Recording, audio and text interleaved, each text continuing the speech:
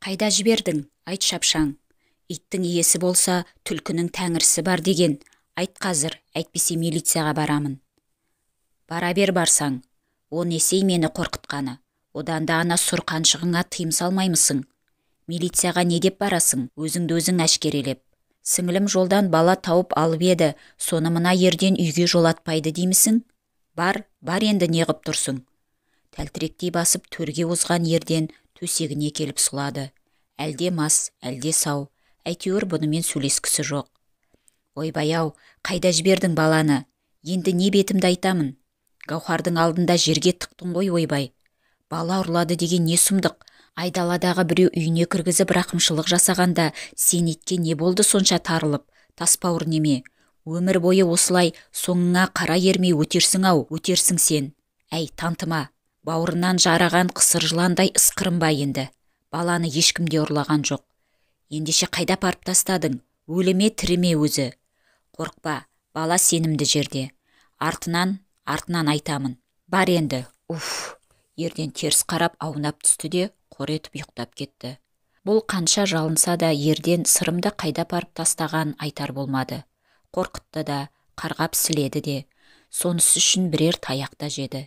Кетем деп те бүлінді. Оған айылын жияр ерден бе? Кетсең жолың ашық, мен сені ұстамаймын деді. Қызыл қияға өзім-ақ апарып тастайын деп лекіте күліп мазақ етті. Бикеш болған жайды айтып Гаухарға хат жазбақшы болып оқталғанымен бірер айға шыдайын, оқуына қырсығы тиер деп сескенді. Баладан тапа-тал түсте айырылып қалдым деуге аузы бармады. Оның үстіне не де болса келгесін көрейін деп бекінген жайы бар еді. Сөйтіп күні-түні жылаумен жүріп, сіңілісінің оқу бітті, бірер күнде өздеріңде боламын деген телеграммасы да жетті-ау. Балдызыңнан телеграмма келді, оқу бітіріп келгелі жатыр. Сырымды әкелейік те үйге деген өтінішіне ерден құлағы сар болмады. Жоқ, оны атай көрме. Гаухардың өзіне айтамын. Баласын сол жерден алсын да қарасын батырсын деген ол тамағын апыл-ғұпыл ішті де жұмысына кетті. Қап, мынау ит тірідей жер қылдау. Ертең Гаухар келсе не бетімді айтамын деп еңіреген Бикеш жиылмаған дастархан басында қала берген. Содан Гаухар келді. Өңі ашаң тартып, ысылғандай ма қалай? Апасын құшақтап өксіп-өксіп алды. Көз жасын сүртіп, есін жиған соң төңірегіне қаранып әлденеге елеңдей қалған. Жездем қайда? Сырым балабақшада демеп бедің анада жазғаныңда, деді. Жүр ғой жездең. Сырым, Бикеш босағаға сүйеніп тұрып өксісін келіп. Шошынып кеткен Гаухар апасының жүзіне бақшия қарап қалыпты. Не болды апатай-ау? Сырым тірі ме өзі? Тірі ғой. Ана ерден жауыз мен жоқта. Сорлапаңды кешіре көр жаным. Ие бола алмай айырылып. Жездең, не дейді? Айырылып қалғаны несі? Гаухардың қуарып кеткен жүзі жел соққан судай құбыла толқып, қос жанары шарасынан шығардай үрейлене қалып еді. Сүйрік иегі кемсеңдеп, жанарларына жас мөлдіреп шыға келді. Екеумізден Құдайдың аяғаны жоқ екен. Сырым жоғалған 2,5 айдан бері ішкенім ірің, жегенім желім. Түнде ұйқыдан, күндіз күлкіден қалдым. Басымда дұрыстап істемейді-ау деймін. Қазір айтқанымды қазір ұмытып қалатын болдым деп, солқылдай жылаған Бикеш болған жағдайды үзіп-жұлып зорға жеткізген. Милицияға да не деп барарымды білмей, саған да хабарлай алмай дал болдым. Гаухар ештеңе айтпағанда, жыламағанда, сол бақшиған күйі көше жақ терезеге қадалғанда тұра берген. Бикеш өзін аңсап, сәбиін сағынып келген жалғыз сіңлісінің мына қайғылы хәліне, азалы, жаралы күйіне тек өзі кінәлі жандай босағада отырғанда қойған. Есік қоңырауы сыңғырынан ғана екеуі естерін жинап, езіліп шөге қалған еңселерін түзескендей болып еді. Ерден екен. Есенсің бе жезде, деді Гаухар. Өне бойын билеп алған ашулы, ызалы күйін жасыра алмай, үні дірілдеп, бір түрлі суық шығып еді. Осыншама жауыз болармысың? О, балдыз, кеп қалдың ба деп ерден қолын соза берген. Ойында ештеңе жоқтай, бар болса да онысын күштеп жасырғысы келгендей ыржиып күлген болды. Әрі жүр, әрі. Ұялмай менімен қол алыспақ өзі. Мынау не дейді? Ұят жылын мұның. 5 жыл Алматыда жүріп, ұят-аяттың толық курсын бітіріп алғаннан саумысың өзің деген ерден керзі етіктерін босағаға лақтырды. Сені де ана тапты емес пе? Мені осыншама еңірететіндей не жамандық істеп едім саған? Баламды тауып бермесең, алдыма түс, милицияға барамыз. Мен саған бикеш емес, күнде басына әңгір таяқ ойнататын. Басынғаның жетер енді. Жә, керегі балаң болса табылады, аптықпа.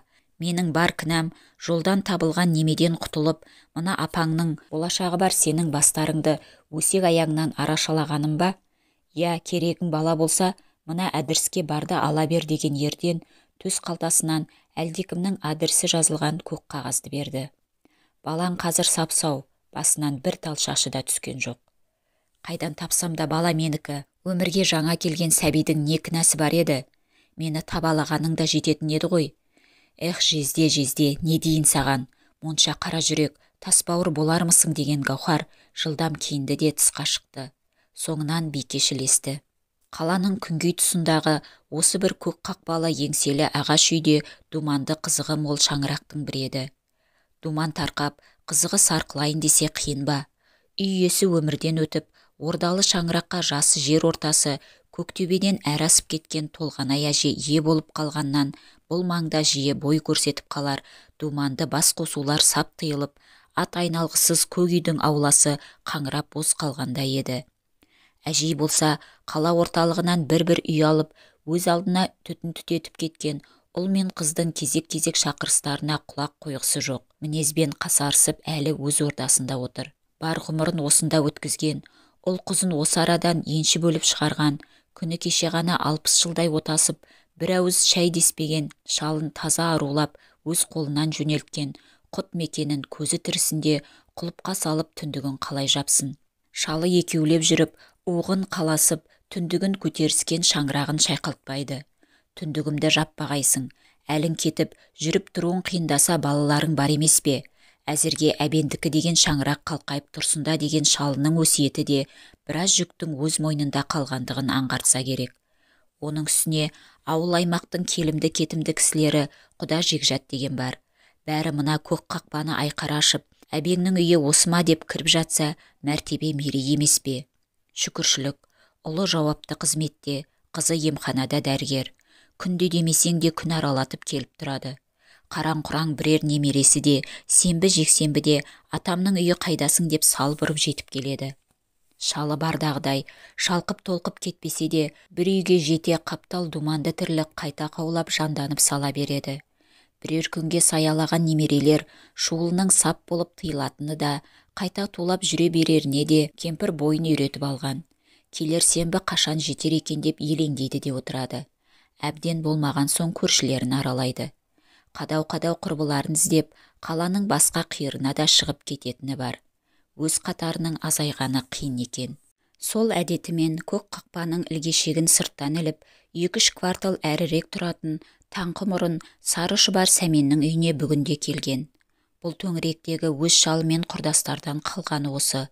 Кемпірі қайтыс болғалы, келіннің қолына қарап қалған жағдайы бар. Аузын ашса, жүрегі көрінетін қауқылдаған құдай адам. Ол да жалғызсырап, елегізіп отырса керек, мұның төбесі көрінгеннен үйінен жүгіре шығып қарсы алып жатыр. Бәйбіше-ау, көрінбей кеттің ғой, өзің бір іздеп келуді білмейсің. Әбен өлерінде не деп еді? Кемпірімді жалғызсыратпа демеп пе еді деген толғанай езу тартты. Сары шұбар шалдың ақжағал сақал біткен әжімді жүзіне елжірей қарады. Ойбай-ау, толғанай-ау, мен бармайын деп жүр деймісің? Ана келіні түскір жұмысқа кірді де, немеремен қол-аяғымды байлап қойды емес пе? Бейбағай, сөйтіп байланып қалдым де. Біздің шал өлісімен біздің үйге кіріп ал деп құдайдың зарын қылдым. Көндің бе оған, күшік күйеу болып бармаймын деп. Тух, жалғанай, сенде ұрын баратын күйеуіңді жаңа таптың. Есіңде ме әбекеңнің айтқаны? Күндіз бір еркек, бір әйел болып күңкілдесіп отырамыз да, түнде екеумізде әйел болып теріс қарасып жатамыз дейтін. Әне сол ендігі біздің тірлік. Сары шұбар шал тістері түсіп опырайып қалған жүнді аузын аңырайта селкілдеп күлді. Есік алдында өткен кеткенді айтып, ұзақ отырған шал кемпірдің бірде әзілге шаптырып шалқи күлгендері, енді бірде өткен өмірлерін еске алып, еңселері түсе күрсінгендері, барға қанағат, жоққа салауат, осыған да шүкір Алла десіп, бүгінгі тірліктеріне мойын сұнып, сабырлық шырай танытқандары сырттай бақылағанға жүрек тебірентер, сырлы да мұңды еді. Қой шал, Сөз бұзау емізеді, бұзау таяқ жегізеді деп кетейін.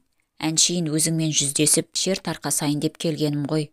Қолың босаса келсейші бір, 4 қабырғаға қарап отыра бермей.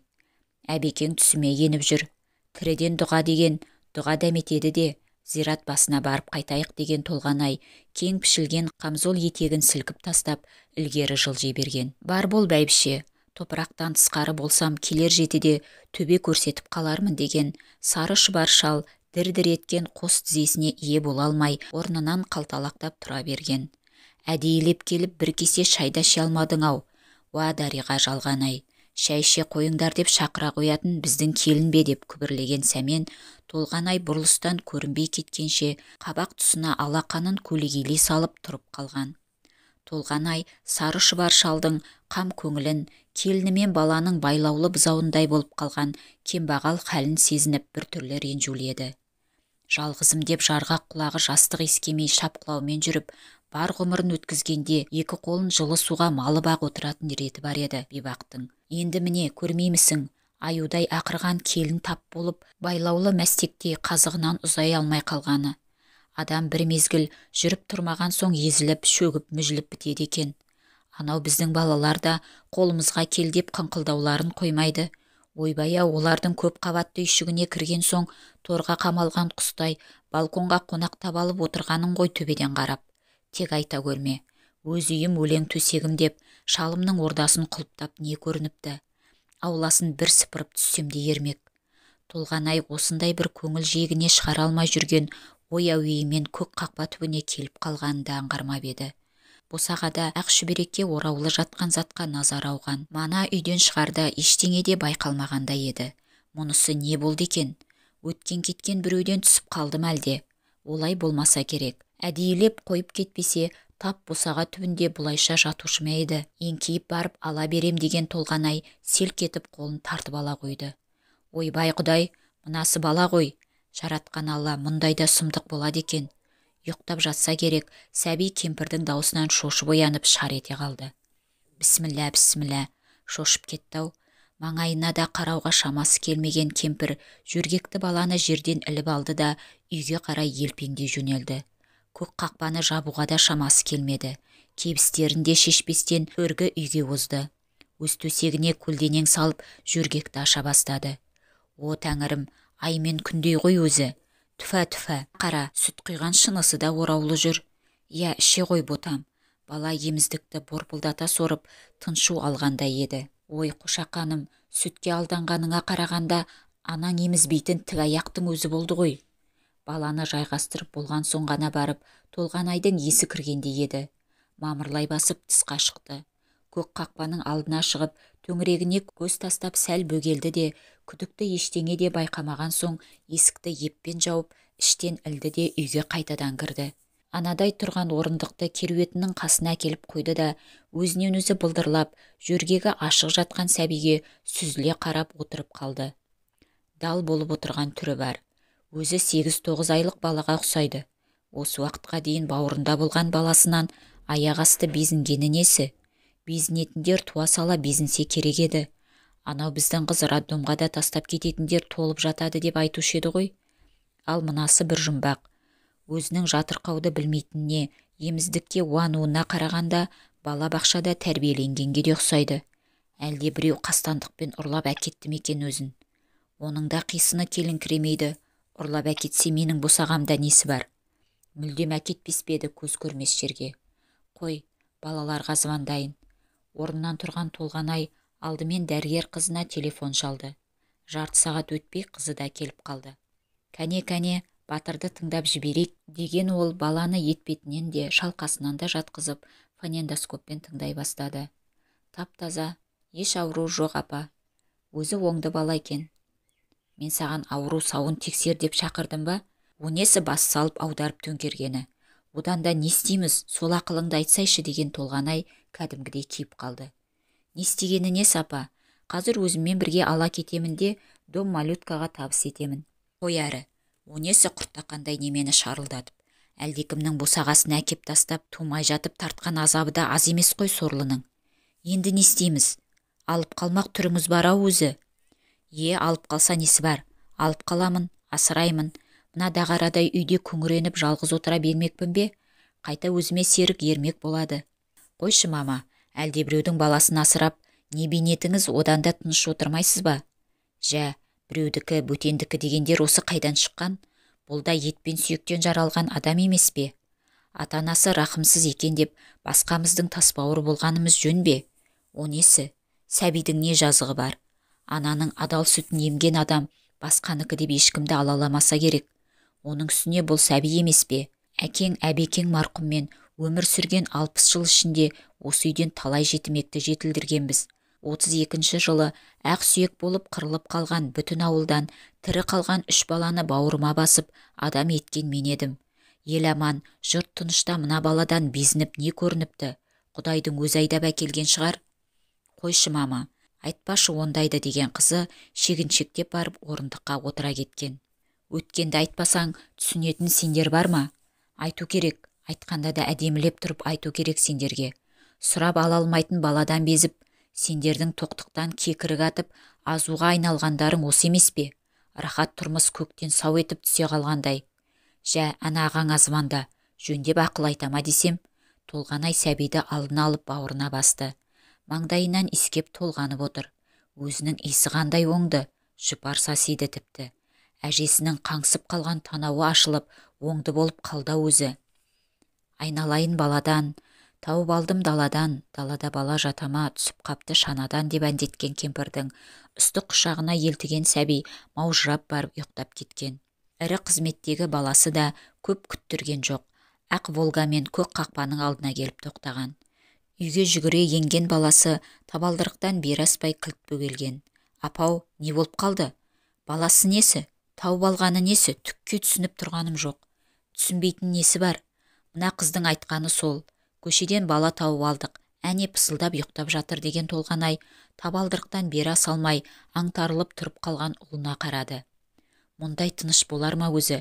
Жаңа ғана алдым алып уатып едім, ұйықтады да қалды жазған. Енді не істейсіз? Біреудің баласы ертең. Әне, бұл да біреу-міреу деп келеді. Әй, қайдағы біреу? Адамның баласы емес пе бұл? Жолда жатқан күшікті де үйге көтеріп әкелмейтін беді. Бәрің бірдей тасбауыр болып кеткенсіңдер ме түге? Жоқ. Біреудікі дегенде ертең келіп әлек салмасын дегенім ғой. Шантаж жасайтындар да болады күн ертең. Қой әрі, шантаж деген не пәле тағы? Ұрлап алғаным жоқ. Несін жасырамын? Кімнен бүркемелеймін? Іздеп келген адамы болса өз қолымнан табыс етемін. Ондай болмаса тағдырдың жазуы солай болыпты деймін де өзім адам етемін. Бір жерде жалт етіп ешкім шықпаса менің атыма түсіріп беріңдер. Жетімектер үйінен дейсіңдер ме, роддомнан дейсіңдер ме, о жағын өздерің білесіңдер. Сендер шошытты екен деп алтын асықтай баладан айырылар жайым жоқ. Бұл пақырдың не жазығы бар? Иттің иесі болса түлкінің тәңірісі бар деп.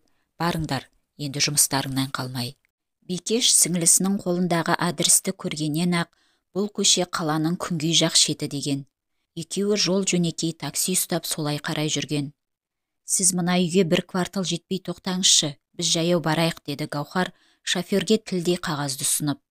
Шофер жігіт бұл аймақты тым жақсы білетін болып шықты. Машинасын кілт тоқтатты да, анау тұрған көк қақпалы үй іздегендеріңіз деп нұсқап жіберді бұларды.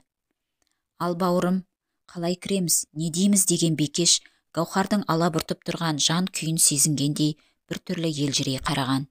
Соны өзім де біле алмай тұрмын. Мына бала менікі еді деп салған жерден айтуымыз қалай болар екен? Оның үстіне баланың тап қазір бұл үйде бар жоғында білмейміз ғой деді Гаухар қобалжуын жасыра алмай. Пәтер іздеп жүредік десе қайтеді? Сенің бәрібір біздің үйде тұра алатын түрің көрінбейді. Ақша жағынан қысылма, ептеп жинағаным бар деген Бикеш сіңлісінің жеңінен тартып. Сөйтсек сөйтейік, күдік тудырмас үшін мен ақ кірейін, сен тасада тұра тұр. Кешіксем жолымның оңғарылғаны, онда үйге жүре бер. Артынан хабарласам ғой. Гаухар ширақ басып көк қақпаның алдына келді. Келді де есікті тарсылдата бастады. Арғы жақтан ашық тұр, кіре бер деген әйел дауысы естілді. Гаухар тап тұйнақтай жиналған ауланы кесіп өтіп, жатаған баспалдақтармен көтеріліп үйге енді. Ауызғы бөлмеде ұршық үйіріп отырған ет жеңді ақ сары кемпір бұған ожырая қарап қалды да, шынашағына ілген түбітті сыпырып ұршық сабына қадады. Есенсіз бе шешей, деді Гаухар қыстыға күбірлеп. Есенбіз шырақ. Мә, сен екеніңді көріп тұрмын. Оны не қыл дейін деп едің? Мен пәтер іздеп жүредім. Мен үйді біреуге пәтерге беремін деп салғаным жоқ. Сонда да шешей, оқу бітіріп қызметке келіп едім. Қызметке алатын адамның өзі неге тауып бермейді? Оларда әзір үй жоқ көрінеді. Менде әзір тұрған үй бар деп саған кім айтты? Ешкімде. Онда жарайды, кешіріңіз. Осы кезде төргі бөлмеден жас баланың жылаған дауысы естілді. Кемпір ұршығын былай қоя салып, елпілдей тұра жөнелді. Құлыным, қоңыр қозым, оянып қалдың ба? Қазір ботам, қазір. Әжесі сүт береді. Мына кемпірің маңайлататын емес қой өзі. Енді не істесем екен деп берекесі кетіп тұрған Гаухарға тосыннан естілген баланың жылаған дауысы үйіне сұғып алғандай селк еткізіп еді. Сол, мынау сырымның дауысы. Гаухар баса көктеп тұра жүгіргісі, жылап жатқан баланы бауырына басып аймалағысы келіп кетті. Босағадан төргі есіктің алдына қалай барып қалғанын да сезбеді.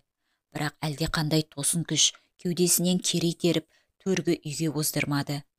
Баланың былдырлаған үнін, еміздікті борпылдата сорғанын, кемпірдің өбектеген даусын естіп тұрған Гаухар еңіреп қоя беруге шақ қалып еді. Кемпірдің орнынан тұрып, бермен қарай жүргенін сезіп, тез шерап босағаға шегінген. Шырағым, өңің сынық көрінеді, ауырмаймысың, деді кемпір, жаңағы әзірдегі қатулы қабақ танытқан райынан қайтып жайдарлана.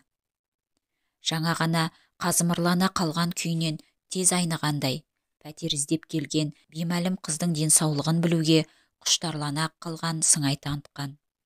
Таңертеңнен бері табанымнан тозып, паналар бір үй таба алмай шаршағаным рас. Әйтпесе денім сау, деді Гаухар қабақ шытып. Солай де, өзің жалғызбысың, әлде тысың бар ма? Түсінбедім шешей, тысыңыз не?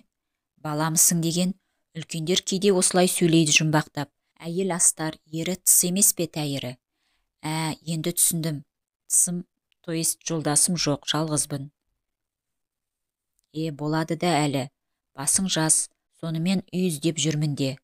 Онда осы үйге тұр. Шал өлгелі дағарадай үйде ана немереміз екеуміз ғана қалдық.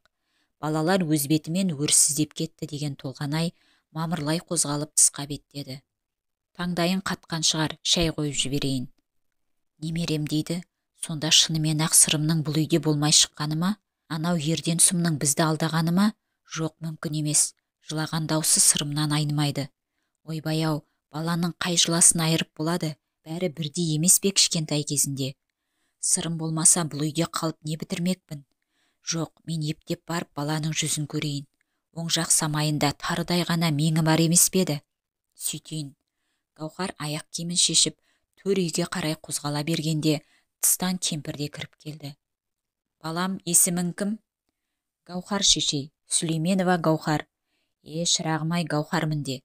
Менің де екі қарғам бар, бірі дәрігер, екіншісі құрылыстың бастығы. Осы қалада тұрады. Немерелерім сенбі-жексенбі осы үйден шықпайды, деген кемпірдің үнінде осы ғұмырына ризашылығы мол жанның тоқ пейілі аңғарылғандай еді. Ал енді тұрма, анау үстелге шай жасап жібер. Менде таңертеңнен бері дамыл алғам жоқ. Ана Жолдыбайдың жөргегін жуып, шомылдырып ұйықтатқаным сенің алдыңда ғана еді, деген толғанай стол басына келді. Немереңіздің аты Жолдыбай ма, деген Гаухар қобалжи қалған көңілін жасыра алмай.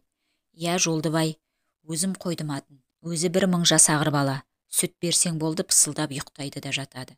Маңайын жастықпен қоршалап отырғызып қойсаң, гу-гу етіп ойнайдай келіп. Ал өзің қай оқуды бітіріп едің, деген кемпір Гаухардың дидарына сынай көз қиығын тастап еді.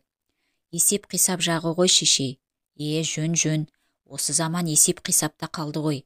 Біреудің үйіне есепсіз кірмейтін де болды, шақырмайтын да болды. Шалдың тірісінде осы үйге келімді-кетімді кісі көп болушы еді, қазір сап тыйылды. Ал шырағым, туыстан кімің бар? Әке-шешеден ерте айрылдым. Жалғыз апайым осы қалада тұрмыста. Басқа қорғаным жоқ. Гаухар апасы Бекештің жағдайын ойлады ма, бір түрлі мұңайып төменшіктеп қалды. Тұяғы бүтін тұлпар жоқ, шырағым. Жетімдік тауқыметін аз тартпаған түрің бар. Мені жатсынба да жатырқама. Өз үйіңде көр. Сөзіңіз қатқылдау шыққанымен жүзіңіздегі жылылықты жазбай таныдым ғой деген Гауһар көңілденіп, ақ жарма әдетіне ауысқан аса бір мейірімі мол қарт ананың дидарына күлімсіреп қараған. Тыста тосып қалған Бикеш сіңлісінің ұзақ бөгелгенін жақсылыққа жорығанмен біртүрлі алаңдаулы, көк қақпадан бермен шығып жүре бер үйге, бәрі де ретіне келді деген Гауһардың жайлы үнін естігеннен кейін ғана орнынан қозғалған.